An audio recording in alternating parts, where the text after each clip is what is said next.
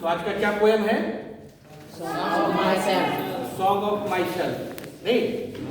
And this is the title of the poem.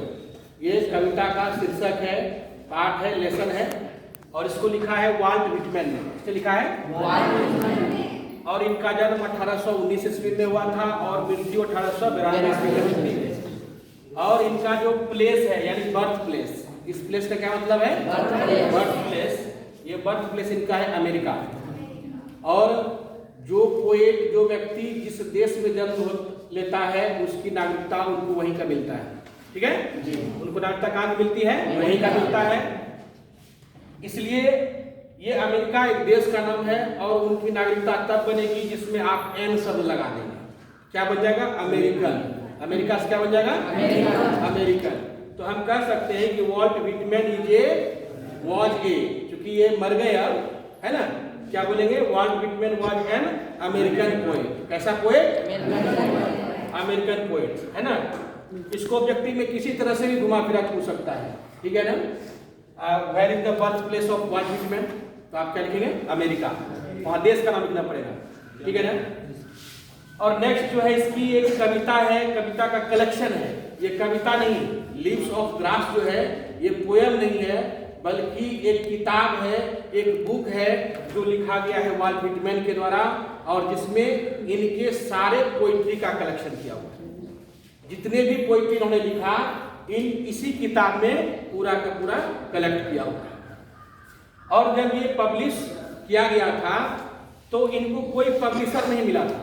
Vault Whitman को कोई भी company छापने वाली नहीं मिली थी। इसलिए इन्होंने क्या किया, ये जो पैसे कमाते थे, है ना, उससे क्या किया, इन्होंने अपने पैसे से अपना खर्च करके क्या किया, इस बुक को लिखा था, है ना? उसके बाद बहुत मेहनत के बाद, बहुत कठिन परिश्रम के बाद, कई सारे एडिशन जब निकल गए तब जाकर के एक पब्लिशर इनको मिला, एक कंपनी इसको मिली छापने वाली। तब उन्होंने क्या किया, वो 1881 ईस्वी में, कब किया? 1881 ईस्वी में।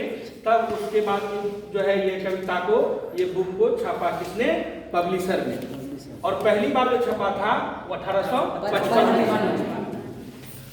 इसीलिए पॉइंट लिखा गया है फर्स्ट पब्लिश्ड इन 1855।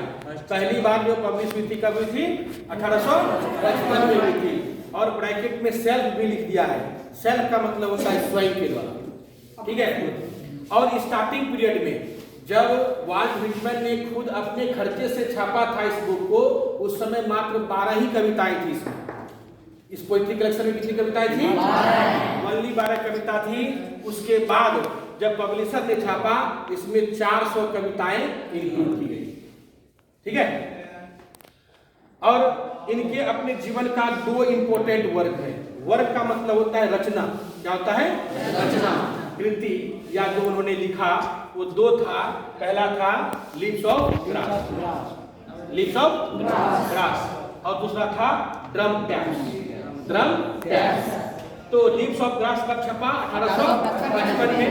और ड्रम टैप्स कब छपा? 1866 में। ये पोएट का एक संक्षिप्त जीवनी है, एक संक्षिप्त बायोग्राफी है। ठीक है? अब हम लोग आपकी किताब में जो दिया हुआ है उसको पढ़ेंगे, पोएट के बारे में, उनके बारे में जो भी नॉलेज दिया गया है, लिखा गया है, उनको आप लोग पढ़ेंगे, क्योंकि उसी से अधिकतर ऑब्जेक्टिव आते हैं। आपको जो ऑब्जेक्टिव पूछा जाएगा अधिकतर उसी से पूछा जाएगा। उसके बाद पोएम से नहीं पूछा जाएगा। हो सकता है कुछ लाइन उठा के दे दिया और बोला कि ये कविता जो है, कि ये लाइन जो है किस कविता से लिया गया, या who wrote dash dash dash कर देगा, वो लाइन दे देगा। तो आपको खोजना है वो जो लाइन है किसने लिखा। ओके, आइए। तो लिखा हुआ है ऐसे, कल एक बार फिर पढ़ा दिया था आप लोगों को, है ना? दोबारा जो है, दोबारा आप लोग का रिवीजन करते हैं। ठीक है? Now sit on the chair, बैठ करके बना सकते हैं। वहाँ पर बैठ रहने दीजिए सर।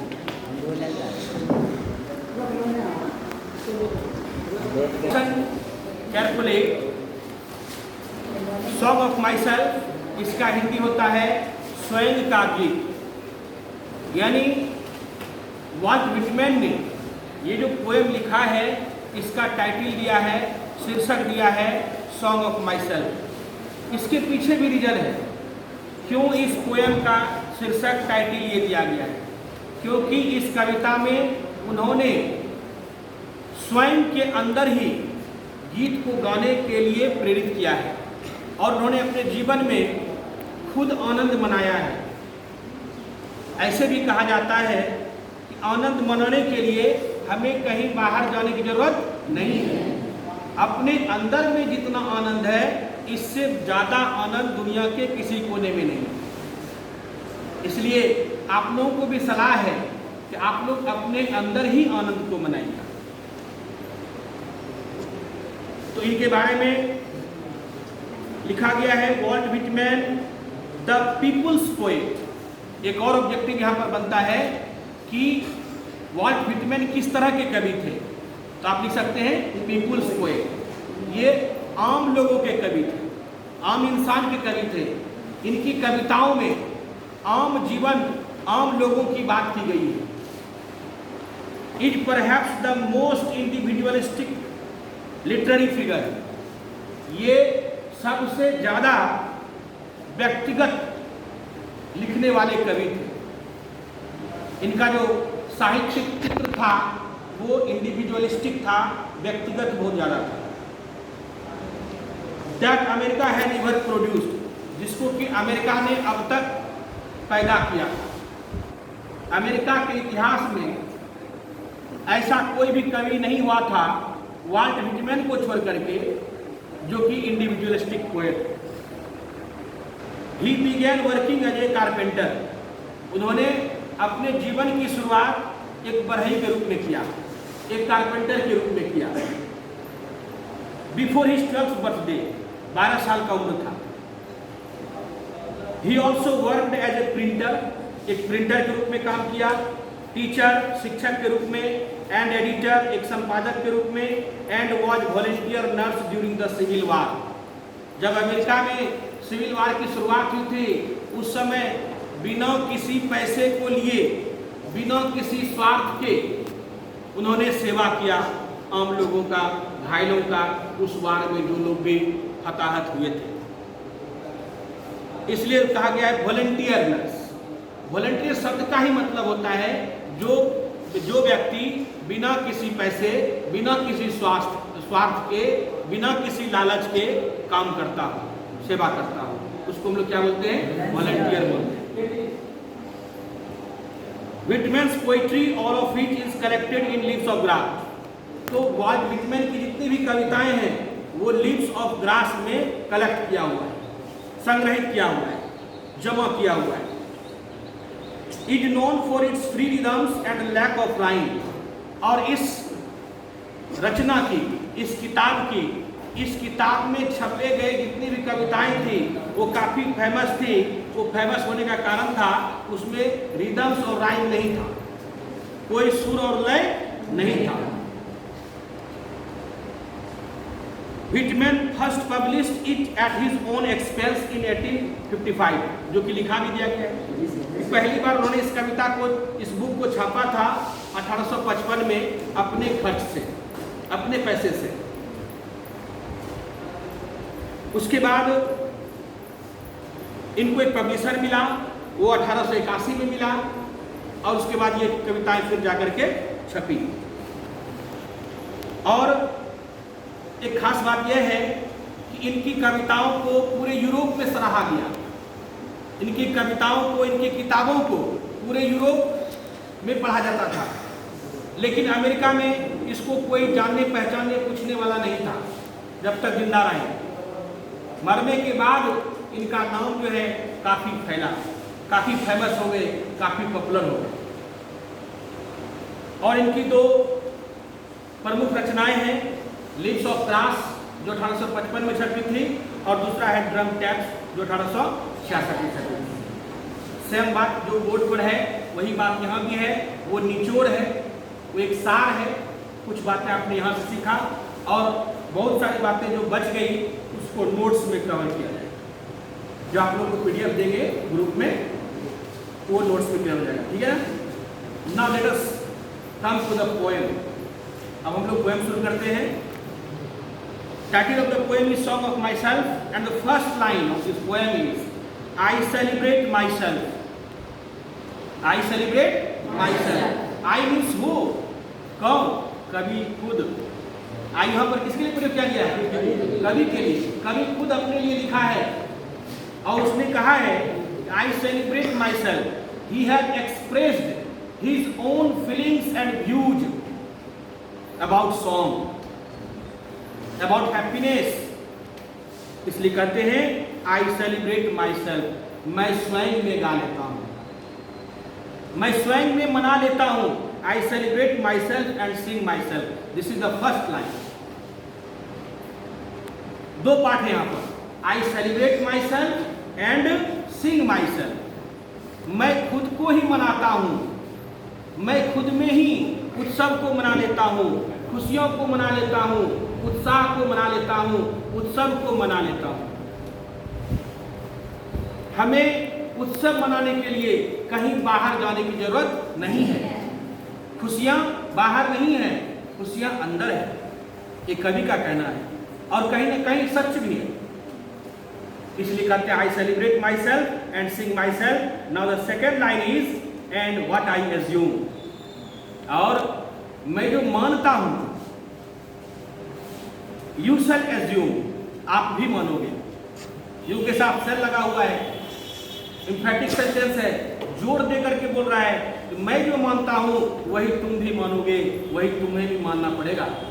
क्या मानना पड़ेगा? फॉर एवरी एटम, क्योंकि हर एक परमाणु, एवरी एटम। जब आप वीडियो को देखेंगे तो आप अपने सामने किताब रख लेंगे और उस लाइन को मिलान करने का प्रयास करेंगे। मिलान करके पढ़ेंगे तो ज्यादा बेनिफिट होगा। ओके, क्योंकि every atom belonging to me, जितने भी अणु परमाणु, जितने भी इस प्रकृति के वस्तु हैं जिससे कि शरीर का निर्माण हुआ है, जितने भी अणु परमाणु हैं, जल है, वायु है, पृथ्वी है, हवा है, इन सारी चीजों से मिलकर के मेरा शरीर बना हुआ है। तो आपका भी शरीर उन्हीं एटम से बना हुआ है। सेम एटम, जो एटम मेरे में है वही एटम आप में भी है। जिन जिन कणों से मेरा शरीर का निर्माण हुआ है उन्हीं कणों से आपका भी निर्माण हुआ है। बेशक आप भी वही मानेंगे जो मैं मानता हूं। Next line, I loafe. Loafe का मतलब होता है वॉन्डर, भटकना, घूमना। I loafe and invite my soul. जब मैं अपने अंदर खुशियां मनाता हूं, जब मैं अपने अंदर आनंद मनाता हूं, जब मैं अपने अंदर खुशियां मनाता हूं, तो मैं अपनी आत्मा को पहले निमंत्रित करता हूं, आमंत्रण देता हूं। इसलिए कहा आई लोव, मैं भटकता हूं। कहां? In my own mind, in my own soul, अपने ही आत्मा में, अपने ही मन में। एंड इनवाइट माई सोल, और मैं अपनी आत्मा को इनवाइट करता हूं। पर्व त्योहार में आप लोग इनवाइट करते लोग, ये कभी किसको इनवाइट करते हैं? अपने आत्मा को, ओन सोल को, है ना, शामिल होने के लिए। इसमें खुशियों में जो खुशी मैं मना रहा हूं, मैं अपनी आत्मा को कहता हूं आओ my soul, come and celebrate this festival, this song. Next line, I lean and loaf. मैं पड़ा हुआ रहता हूं, मैं झुका हुआ रहता हूं, भटकता हूं। एट माई ईज, जब मैं आराम में होता हूं, जब मैं लीजर में होता हूं, जब मैं आराम की अवस्था में होता हूं, तो मैं अपने अंदर ही अंदर भटकता हूं, मन में ही झांकता हूं, मन को ही देखता हूं, वहीं पर आराम करता हूं, वहीं पर सेलिब्रेट करता हूं फेस्टिवल को। Observing a spear of summer grass. ये समर ग्रास क्या है? ऐसी घास जो ग्रीष्म ऋतु में पैदा होती है। और वो घास क्या होते हैं? हरे भरे होते हैं, ग्रीन होते हैं। और हरियाली में मन को ज्यादा मन लगता है। जहां हरे भरे पेड़ पौधे, बाग बगीचे हैं, पहाड़ झरने हैं, वहां मन को ज्यादा मन लगता है, मन ज्यादा प्रफुल्लित और आनंदित होता है। और उसी घास पर बैठ करके उनके जो भालानुमा नोक हैं उस घास के, उसी पर बैठ करके मैं आनंद मनाता हूं। और जब वो हरे रहते हैं घास, तो उनकी पत्तियों का जो आगे का नोक होता है वह मुलायम होता है, लेकिन वही घास जब सूख जाएगा वो चुभोएगा कांटे की तरह। कभी कभी घास में ऐसा नुकीला नोक हो जाता है जो पैर को चुभता भी है, लेकिन वो जब घास हरा भरा रहता है तो मुलायम रहता है, आप जैसे पैर रखोगे वो दब जाएगा, वो चुभेगा नहीं, उस पर आनंद आएगा, वो बैठने की सुखद अनुभूति प्राप्त होगी उस घास पर। उसी घास पर बैठ करके क्या करता हूं, मैं अपने अंदर में ही उत्सव को मनाता हूं। माई टंग, मेरी जुबान, every atom of my blood, मेरे शरीर का हर एक कण, हमारे शरीर का हर एक बूंद का जो कण है, कतरा है, खून का एक एक बूंद, मेरी जुबान किससे बनी है? फॉर्म्ड फ्रॉम दिस सॉइल, इसी अमेरिका की मिट्टी से बना हुआ है, इसी प्रकृति की मिट्टी से बनी है। आज मेरा शरीर, आपका शरीर, इस पूरे दुनिया का शरीर किससे बना है? इसी मिट्टी से बना है।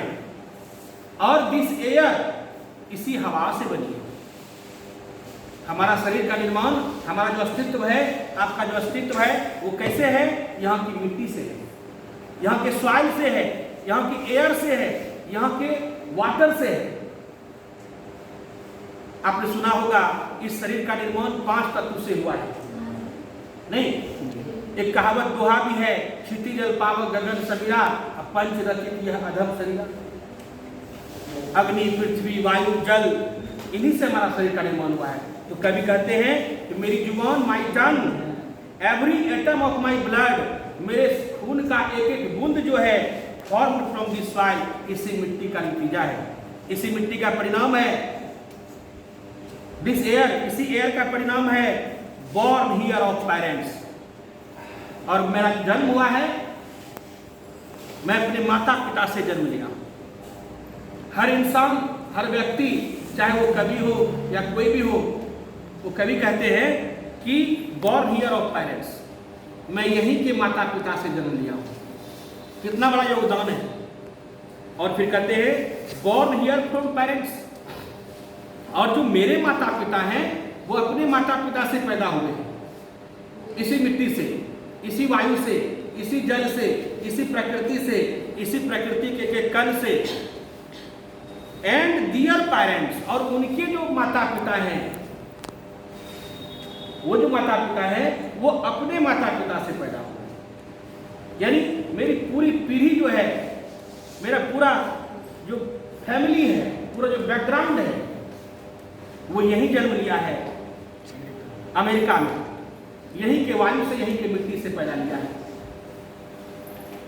और कहते हैं आई नाउ 37 ईयर्स ओल्ड, जिस समय कवि कविता लिख रहे हैं उस समय का वर्णन करते हैं। आई नाउ 37 ईयर्स ओल्ड, अभी मेरी उम्र जो है 37 साल हो रही है। कितनी हो रही है? 37 ईयर्स हो रही है जब मैं ये कविता लिख रहा हूं, और मैं उम्मीद करता हूं इन परफेक्ट हेल्थ बिगिन, और ये मेरी तो शुरुआत हुई है, मैंने तो अब शुरू किया है लिखना, और मैं उम्मीद करता हूं कि जब तक मैं जिंदा रहूं, इसी जोश, इसी एनर्जी, इसी पावर के साथ लिखता रहूं, अपने देश के बारे में, अपने सॉन्ग के बारे में, अपने सेलिब्रेशन के बारे में, अपने उत्सव के बारे में। अभी तो मैं बिल्कुल स्वस्थ हूं। Hoping to cease not till there. Cease का मतलब होता है गिरफ्त में आ जाना, घुटने टेक देना, गिरफ्तार हो जाना।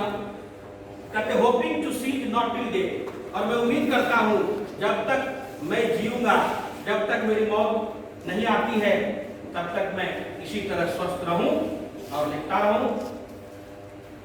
आगे कहते हैं क्रीड्स एंड स्कूल्स इरेबियंस, जो धर्म की बातें हैं, जो नीति शास्त्र की बातें हैं, जो आध्यात्म की बातें हैं, उन्हें आप थोड़ी देर के लिए दरकिनार भी कर दें तो कोई दिक्कत नहीं है, उससे आपको कोई हर्ज नहीं है। हर धर्म के लोग, हर जाति संप्रदाय के लोग अपने अपने धर्म को मान करके चलते हैं, अपने धर्म के सिद्धांत को लेकर के चलते हैं।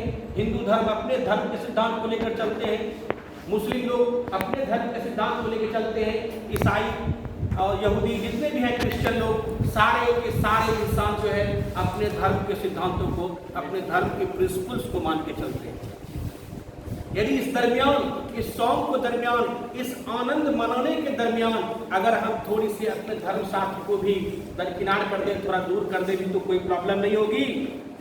Retiring back while sufficed at what they are, जो भी धर्म की बातें हो कोई बात नहीं है, बट नेवर फॉरगेट, लेकिन थोड़ा देर के लिए दरकिनार करना, लेकिन कभी भी अपने धर्म को भूलना मत, अपने धर्म के सिद्धांत को भूलना मत। खास करके मानव का जो धर्म है, जो मानव जाति का धर्म है, उस धर्म को कभी नहीं भूलना चाहिए। हम इंसान को जो हमारा कर्तव्य है, हमारा जो ड्यूटी है, एक देश के प्रति, एक समाज के प्रति, एक परिवार के प्रति, उसको कभी नहीं भूलना चाहिए।